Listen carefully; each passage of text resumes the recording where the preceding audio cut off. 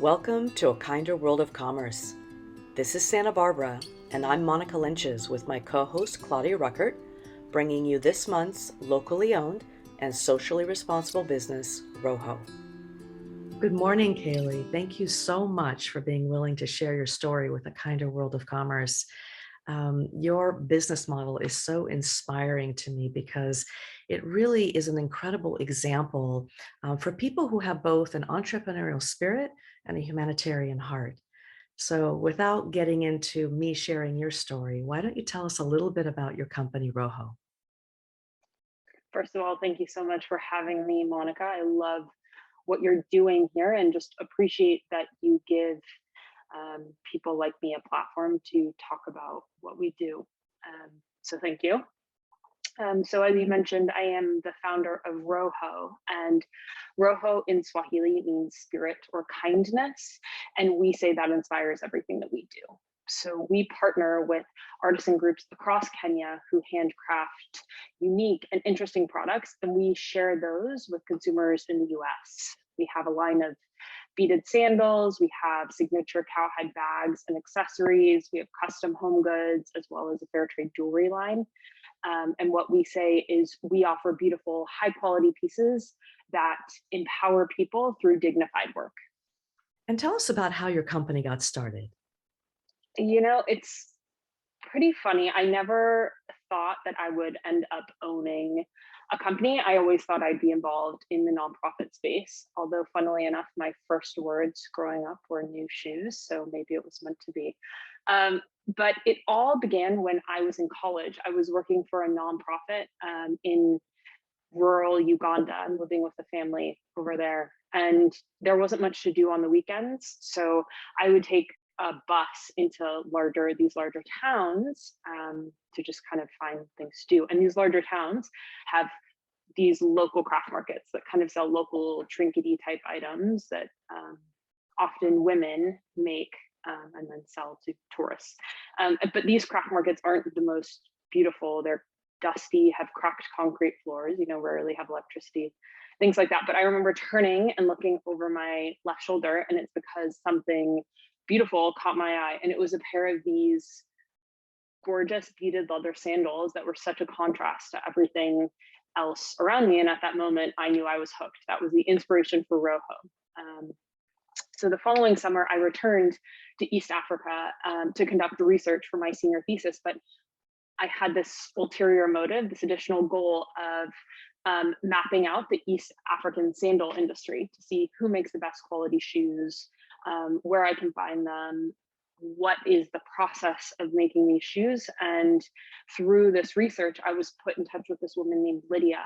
She's a Kenyan woman who works with 42 artisans in coastal Kenya. And it took me days of searching to find this woman. And when I met, I'm sure I was like so overwhelmed and sweaty, and it was like, I don't know, just kind of a funny situation. I continued to get lost in the city looking for this woman. It took so long to find her, but when I did, I explained my idea of importing these shoes to the US and creating a socially responsible business. She told me about Kenya, the intricacies of sandal making, and her background as a woman entrepreneur in Kenya. And this really laid the foundation for RoHo. It was both a friendship and a business relationship that started at that moment. And, I went on to work for nonprofits in Kenya and Uganda following my graduation from Northwestern, but I also was working on developing the initial product line for RoHo with Lydia.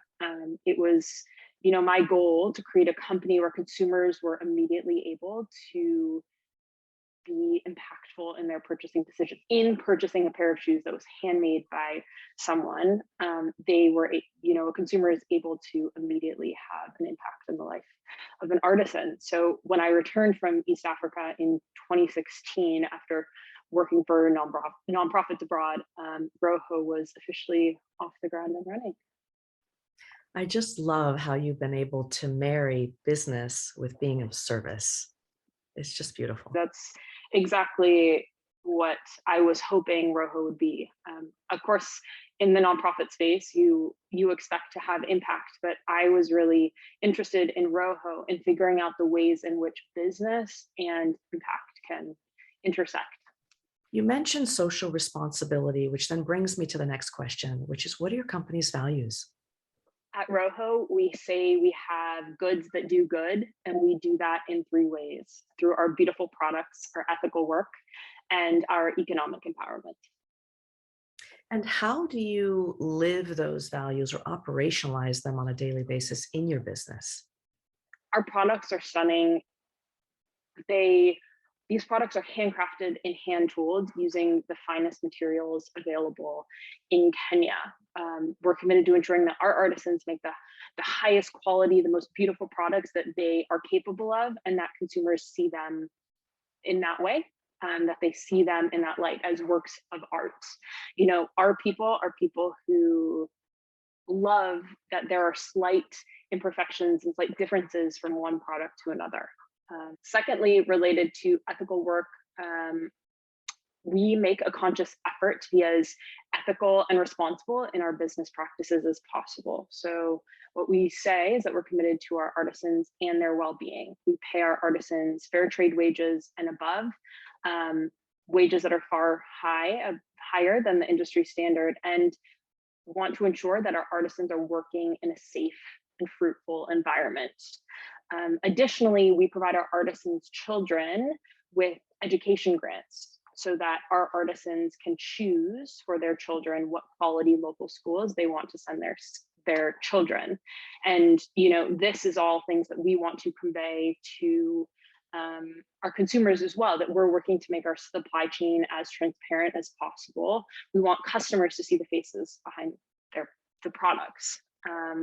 And lastly, in terms of economic empowerment, we're working to break the cycle of poverty by helping people help themselves. Our goal is to create opportunities in places where there are few. So we collaborate with these 5 artisan groups across Kenya. You know, it started with solely sandals, but we've, you know, now extended into accessories and home goods as well. And we're working with these 400 artisans, 95% of whom are women. And a majority of these artisans actually have a middle school education or less. So their economic prospects in the formal sector aren't very promising. So it's in those ways that we really, every day, are working to ensure that our values we meet our values, I should say.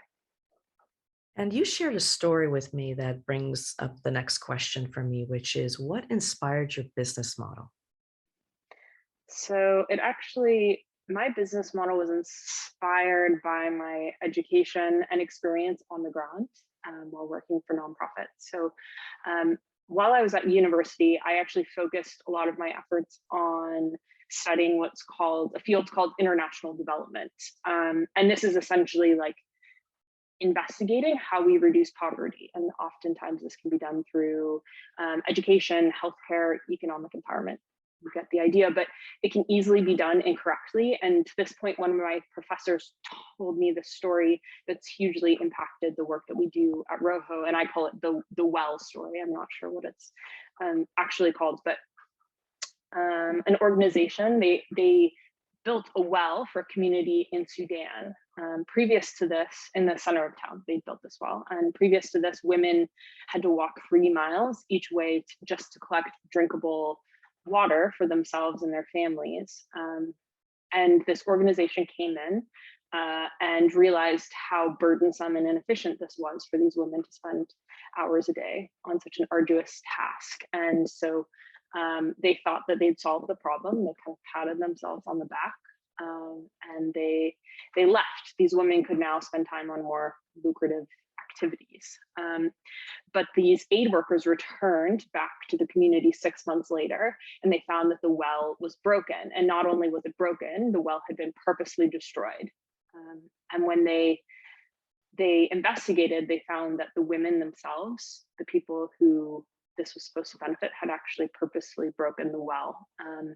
And that's because these humanitarians hadn't done a proper assessment of the community. They didn't understand the context in which they're working, the root issues in the area. And those root issues were domestic violence and incredibly high unemployment rates for men. They assumed that the lack of a well was the problem, but they disregarded these other issues within the community. So with this well set up women were now spending several more hours at home every day with their husbands, and domestic violence rates increased.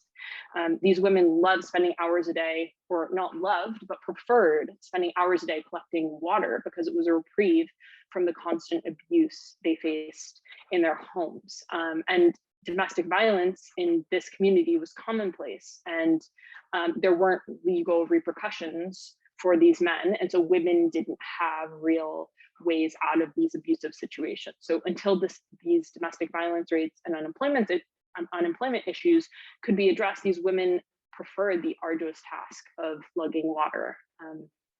Another issue of note is that no one in the village was actually trained on how to fix the well to begin with. So, they were dependent on outside forces to do that.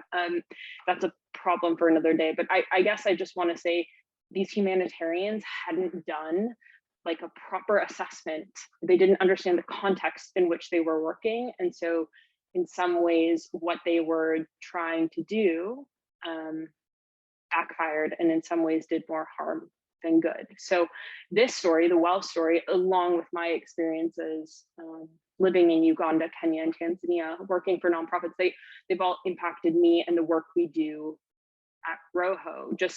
They've influenced how we've designed and continue to build RoHo. We want to listen to the needs of our artisans first, rather than imposing our ideas of how to help them, because they know what they need and they know the context on the ground in which they're working so much better than I ever will.